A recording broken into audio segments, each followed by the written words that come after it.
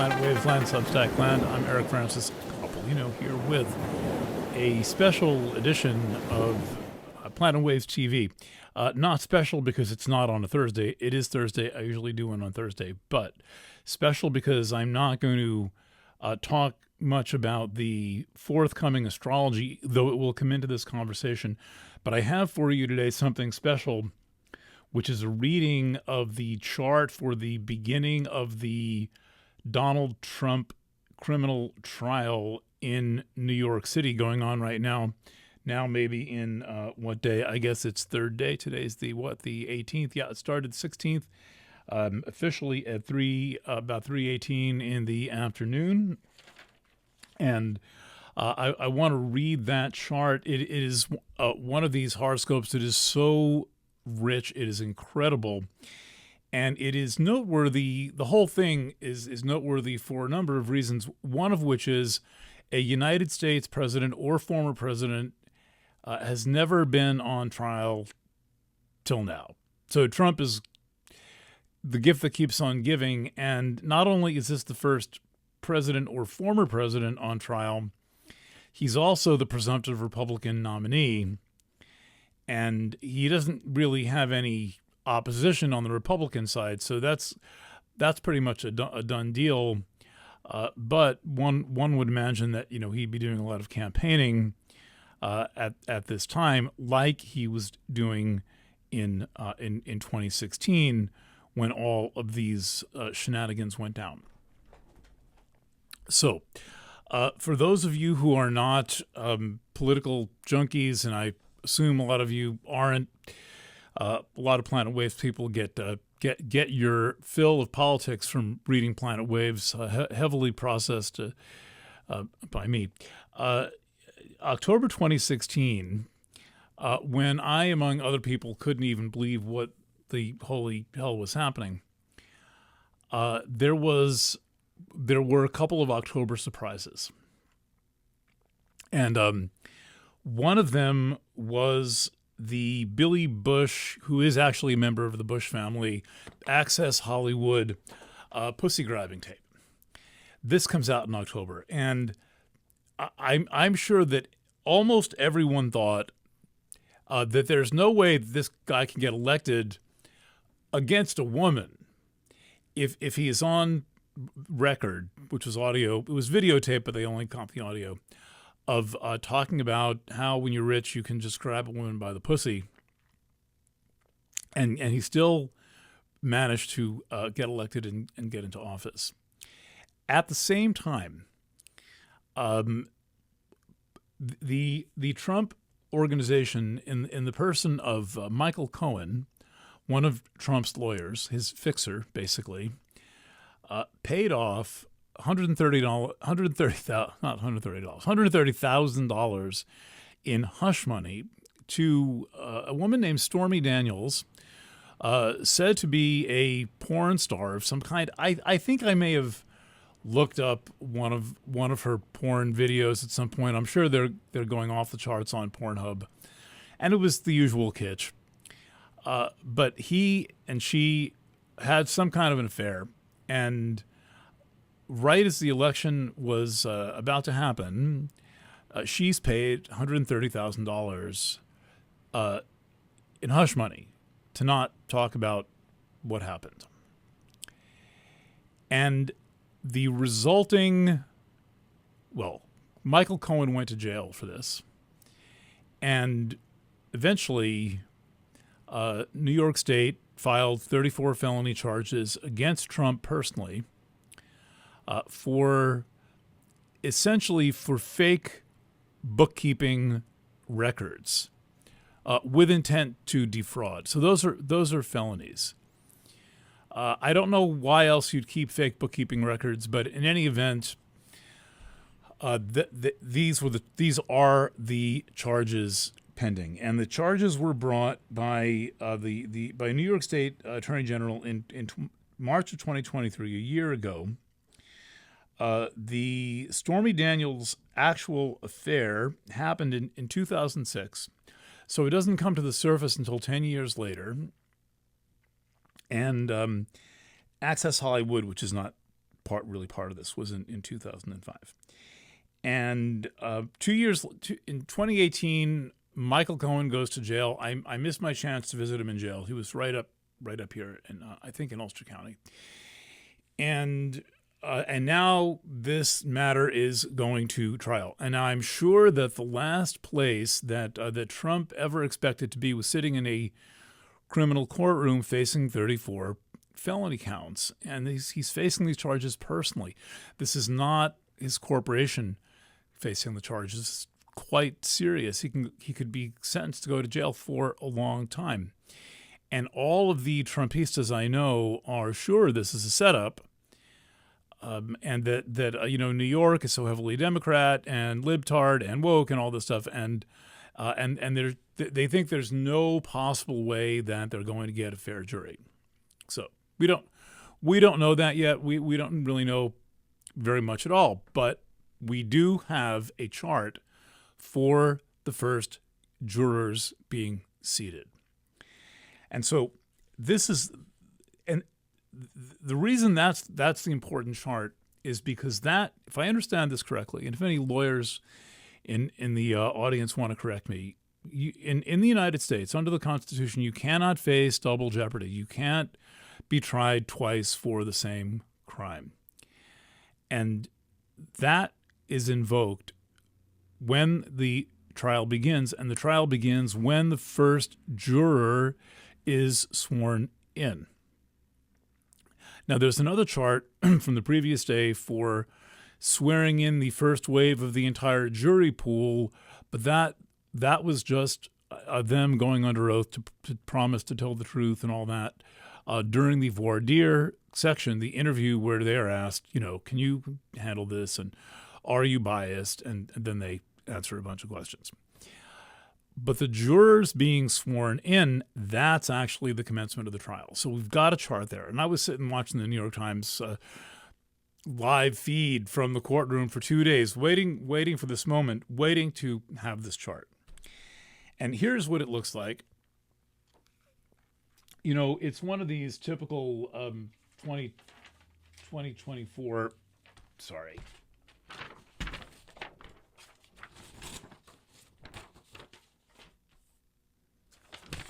2024 charts with this huge conglomeration of planets. This is the eclipse altogether. So it's a variant on the eclipse chart, and in fact it is going on. This is going on the week after the eclipse, right? Was that last week, the 8th? This week is the what? So sort of a week after, right? So we're still in the first phase, the first lunar cycle after the new moon eclipse, with all the stuff going on in Aries. The sun is still in Aries. Mercury is still retrograde in Aries. Venus is still in Aries. The node, of course, is still in Aries. So what this chart is an extension of a variant on the eclipse chart. And the eclipse took place right there. And if you'll notice, Mercury is conjunct Chiron in this chart in the degree of the eclipse. And so we have the eclipse completely activated. Okay, so how do I work my way through this? So I am using the rules of what's called Horary, Horary, Horary astrology, to read this chart. I am bending my rules slightly because I am going to include 2 minor planets. Normally, when I read this type of chart, I want to be able to read the thing only using classical planets. And usually, when I have time, I'll cast the chart a second time. I'll take out all the driveway shell. I'll take out all the modern planets and the asteroids and Pluto and all that stuff and see if I can suss out the essential message of the chart without anything extra in the chart. And there's good reasons for this, and it's a very important discipline to be able to read the chart in several different formats, including scaling all the way back to just 8 points, the planets and the part of fortune and the ascendant, so that's 9. planets before anything new was discovered. And however, the some of the glorious richness of this chart comes from two minor planets that are involved. So let's go through the chart in the approximate order that I would read it. And this is not going to be one of those astrology podcasts that's like, I mean, I'm already 11 minutes in and I haven't said anything. Wow. Look at this. Here's what I think is going to happen. I'm not going to go there. But I want to share with you like how amazing this chart is and what I think it's really about.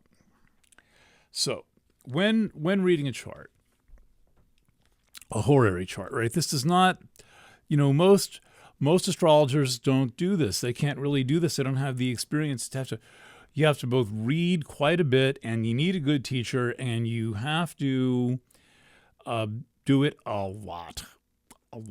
And planet waves is synonymous with mundane charts.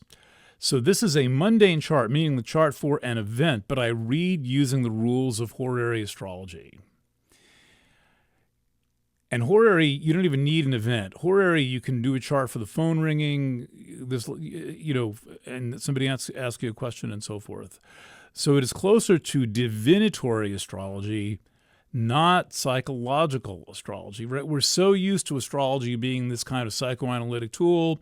We're going to figure it all out. And we're going to tell you about whatever you need to do. But this is something describing an event in the world that really does affect everyone. I feel like it's a fair chart to read. So that's an important thing to think about is, should I be reading this chart, right? That's an important consideration for the astrologer. I'm trying to make some room here, so there's a lot of room for the chart. So the first thing you do is you check the ascendant and you make sure that this number is higher than 3. It is. If it's not, the chart's on thin ice, and as a horary, you might want to toss it, but for a mundane chart, you're stuck. Next, you check the condition of the moon. Is the moon void of course? No. The moon is at 8:38. Void of course is when the moon is way at the end and about to change signs. And that too is what's often thought of as a stricture against judgment. A caution not to read the chart. Horary comes with a set of rules which change over time, which warn you when and when not to read the chart. When your result might be weird or specious, when unreliable in some way, and so on.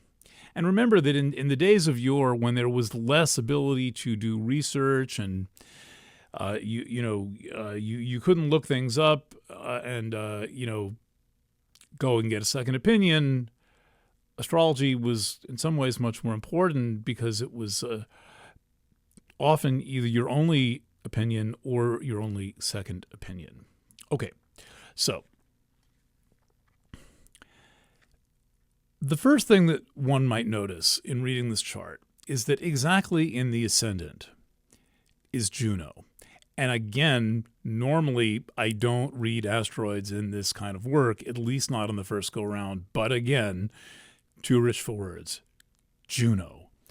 There is a woman at the center of all of this, and she is rising. She is rising to the degree 658 Virgo here, 623 Virgo. Anything above 601 and above is degree 7. So we're in the 7th degree of Virgo, and Juno is rising. And I temporarily forgot that this was the Stormy Daniels hush money trial. I can't stand politics these days, especially electoral politics. I kind of blanked it out. In fact, I wish I could blank out all of 2016 like most people.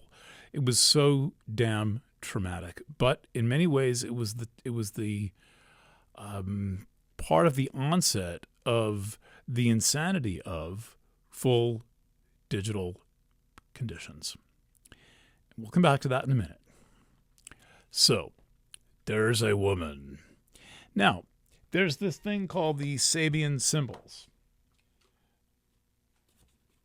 I prefer Dane Rudyard's version. This is my original copy. It it has been through a lot. Look at this beautiful thing. Mine is not the only copy that looks like that. And while I don't put that much stock in the Sabian symbols, I like them because they give me hints and clues. And when you're trying to learn something about someone's identity in a chart like this, I think it's fair to look at this. So from Juno, who is a Roman incarnation of Hera, we get kind of like the queen bitch. Hera also stands for scorekeeping in relationships and matters related to various forms of jealousy and control. And additionally, one last thing, Juno has an activist slant that seems to have nothing to do with the wife of Zeus or Jupiter.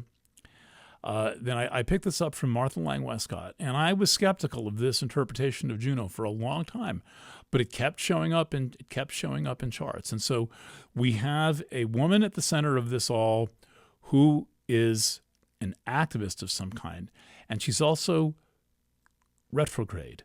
There's a lot that she's not saying. And Stormy Daniels is going to be the star of this show.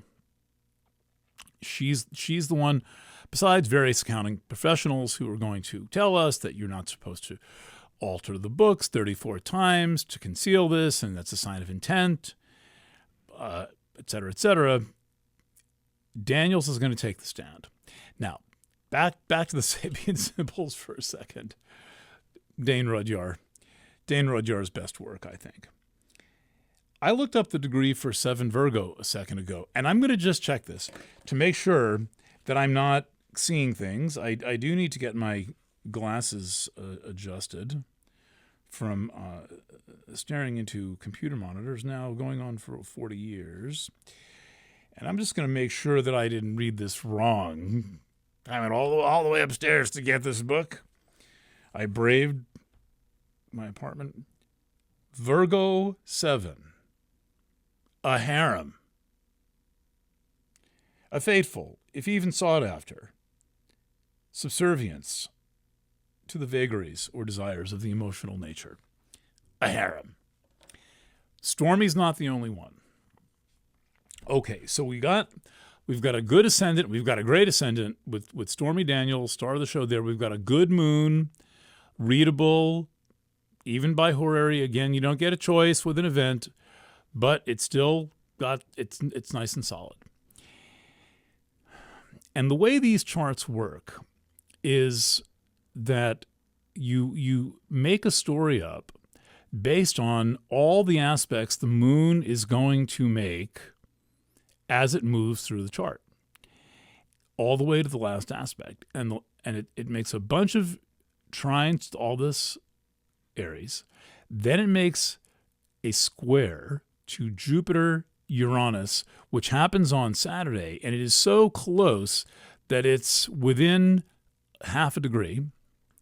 And finally, the chart ends with Moon trine Sun, way out at the edge of the fire signs. Okay. All of this, by the way, is sniffing the chart to make sure that it's relevant to the situation. You have to be very skeptical when doing this kind of reading. You can't just assume that you're right or that you're doing it right. So I'm always asking, does this chart fit the story? Let's now look at where most of the planets are, including the ruler of the ascendant, Mercury. Mercury is the ruler of Virgo. Virgo is rising. So this makes Mercury one of the most important planets in the chart, and we find Mercury not only in Aries conjunct Chiron in the degree of the eclipse, it is making an exact aspect to Juno. That aspect is called a sesquisquare or a sesquiquadrate. It is a 135-degree aspect. It is a square plus a semi-square. It is a very important aspect because it is a trigger aspect. A semi-square is almost like a square. It's like a hidden square. Square is a square. That's the most important aspect of them all. You put them together, you get a variant on that, which is a high tension interactive dynamic between the 2 points. And we have, not only do we have Stormy Daniels rising in the degree of the ascendant, but there is an exact quincunx out, very low, very small orb here, making a quincunx to Mercury, the ruler of the ascendant, and Chiron, easily arguable a co-ruler of Virgo, and the degree of the eclipse. And all of these planets, including Mercury and Chiron, I'm going to put this thing down in a second, but look at where all these are packed. They're packed in house number 8. All you Virgos have probably read 10 of my descriptions of Virgo and your relationship to relationships, and how you try to find yourself in the relationship, then you find out that you've found yourself enough, then you've got to find yourself some other way, and the relationship seems unfulfilling and so forth. Very important connection between Virgo and the Aries 8th house. The 8th house, I'm putting this down. The 8th house is sex, death, money, power, jealousy, secrets, control, surrender, and the resources of other people. I'll go through that again for you. We don't even need to worry about the outcome in this chart. It's only day 3 of the trial. Sex, death, money, power, jealousy, secrets, control, surrender, the deep affairs involving others, where there's sex and money involved, and the resources of others coming into one's own life. This is an incredible chart. And Juno rising, the ascendant itself, even if you don't include Juno, is making this quincunx to Mercury and Chiron exactly conjunct, exactly in the 8th house, exactly conjunct the degree of the eclipse. This chart is an atomic bomb. And then you've got all this stuff packed into the 8th house. My old girlfriend Maria from Germany, when I was teaching her astrology, we were doing the 8th house, and I gave her the sex, death, money, power, jealousy, secrets, control, surrender. She said, she was German. She spoke like a kitten. That's a very crowded house. Yeah, that's a crowded house. There's a lot of people in there. This is a complicated situation. Plus, the 8th house opens up to the whole world. Plus, there is the eclipse. This is the first real manifestation of this eclipse that we're seeing, where the eclipse shows up in the chart. The eclipse is the chart. There's no separating this chart from the eclipse itself. They're one and the same thing. It is just an expression of, wow, that was a heck of an eclipse. And everybody, I should keep a pair of those eclipse glasses just for fun, just for demoing purposes here in these videos. This chart is containing a lot of energy, and it's also containing a lot of people. There's a lot of people involved. And Juno rising in the degree of the harem, with Juno representing Stormy Daniels, who could also turn out to be doubling for some wife of Trump. I forget who the current wife is. I should know that she's the former first lady. It is a harem. So my only forecast about the nature of this trial is that, first of all, it is going to be this exposition of the sex and accounting lives of the rich and famous. we are going to learn things that are incomprehensible. I think mind-boggling, and I really hope there's TV in the courtroom. I hate to say it, but just for fun. I mean, I realize this is serious business, but let's watch this and let's witness this ourselves. I don't know what the deal's going to be. New York's a little stuffy that way. I don't think they're going to let TV cameras in the courtroom, but we'll get the reports and there's going to be reporters in the courtroom. They're going to tell us what's going on more or less. Plus, there's a transcript. They have to tell the truth a lot better. But here's the bigger sphere. Here's where this chart is like a drop in the pond on the subject matter that it's about. When we're talking about Aries, we're talking about this eclipse in Aries, talking about Chiron in Aries and Eris in Aries, which is in the chart. Eris is in the chart because the sun has just formed a conjunction to Eris. Eris is right there. The sun was right there. Mercury was there for the eclipse, if you recall, is that we are getting through this a major exposition of something about digital life, something about the underlying trip of this digital dream / nightmare that we are going through. And in that sense, it is about all of us. It is an exposition into a world, peering into a world, and an exposition of that world where there is no privacy, there is no real individuality. Everyone seems compromised in this chart. The 8th house is one giant set of compromises. And as Jim Morrison so aptly said, no one here gets out alive.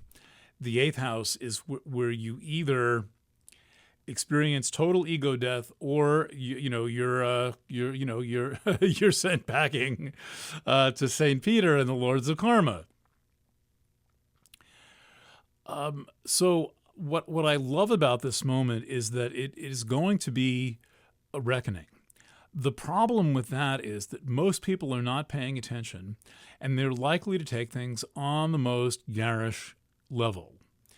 They're likely to take things on the essentially on the most pornographic level. But here we have, with Stormy Daniels emerging as the star of this whole presentation, the full flowering of the porn star sex worker as a bona fide, official, certified member of society who we actually hear from. My only objection to the role of courtesans and sex workers and such women is that they're not given a voice in history. We don't hear from them. Probably the most fun book ever written would be a retelling of history from the standpoint of the sex workers in these roles. The essentially women paid for sex in some way, because they have such a unique view of history. The mistresses and so forth have such a unique view of history, and they are so consistently disappeared. They are made to seem like they don't exist. They are on the short list of invisible people. All right, so thank you for tuning in. This video is part of what I'm doing tonight. I will have an edition of StarCast, an audio edition. Maybe I'll feel like doing it in video. What time is it? 2:15. It's kind of early today. We've got a horoscope. We've got an essay about the Jupiter-Uranus conjunction. I am going to sign off. Thanks for tuning in. Thanks for your love, your kindness, your business, your subscriptions, your letters, your birthday gifts. And I'll catch you a little further on down the road. And I will be covering this in some way, shape, or form. Look for a more discussion on tomorrow night's Planet Waves FM. That's the edition for Friday, the 19th of April, 2024. Lots of love, and bye for now.